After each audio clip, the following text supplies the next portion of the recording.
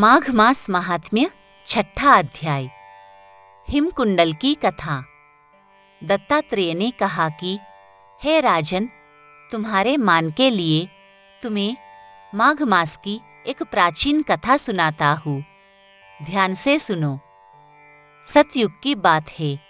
वैश्यध नामक नगर में एक धनी वैश्य जिसका नाम हिमकुंडल था, वह वैश्य अत्यंत पवित्र आत्मायुक्त सत्यवादी व्यक्ति था। वह व्यापार भी अत्यंत ईमानदारी तथा साधारण लाभ के साथ ही करता था। उसका व्यापार दिन प्रतिदिन बढ़ता गया तथा वह अन्न, तेल, घी, लकड़ी के साथ साथ गाय, घोड़े तथा पशु आदि का भी व्यापार करने लगा।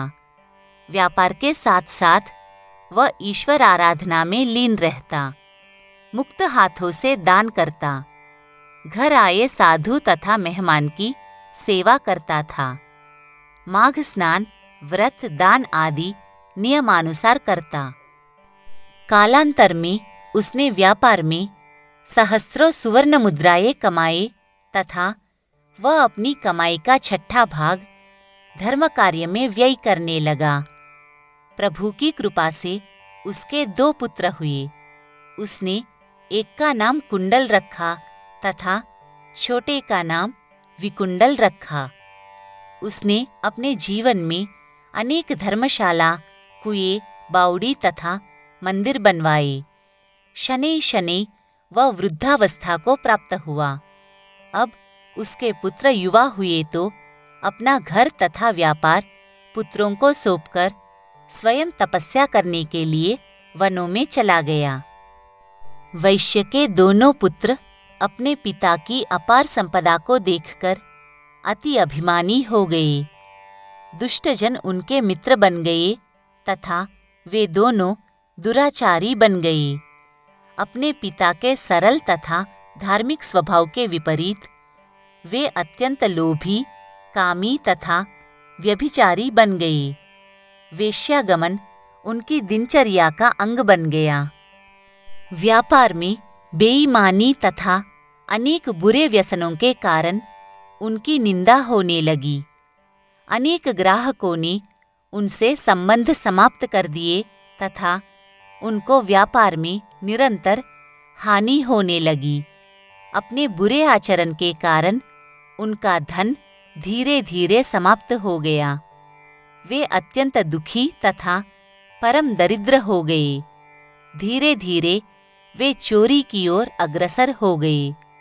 कर्जदारों तथा राजभय से वे नगर छोड़कर जंगलों में चले गए। जंगलों में वे जानवरों का शिकार करते तथा उनका मांस खाते। एक दिन बड़े भाई पर सिंह ने आक्रमण कर दिया और उसको खा गया। उसी दिन छोटे भाई को वन में ही एक सांप ने डस लिया तथा वह भी मृत्यु को प्राप्त हुआ। मरने के पश्चात यमदूत उन दोनों को धर्मराज के पास ले गए। धर्मराज ने अपनी बही में जीवन का लेखा जोखा देखा। धर्मराज को खाता देखते देखकर यमदूतों ने कहा कि हे प्रभु, उनके जीवन का खाता देखना व्यर्थ है। ये दोनों महापापी दुराचारी है, अतः इनको घोर नरक में ले जाते हैं। वृद्ध चित्रगुप्त जी ने उनके जीवन के कर्मों का अवलोकन करते हुए कहा कि कुंडल को महानरक में डाल दो तथा विकुंडल की ओर देखकर मधुर वाणी में कहा कि इनको आदर सहित स्वर्गलोक में ले जाओ। यमदूत कुंडल को खींचते हुए घोर नरक की ओर ले गए। विकुंडल चित्रगुप्त की बात सुनकर आश्चर्यचकित रह गया। उसको समझ में नहीं आ रहा था कि उसका भाई घोर नरक की ओर जा रहा था तथा यमदूत उसको आदर सहित स्वर्ग की ओर ले जा रहे थे।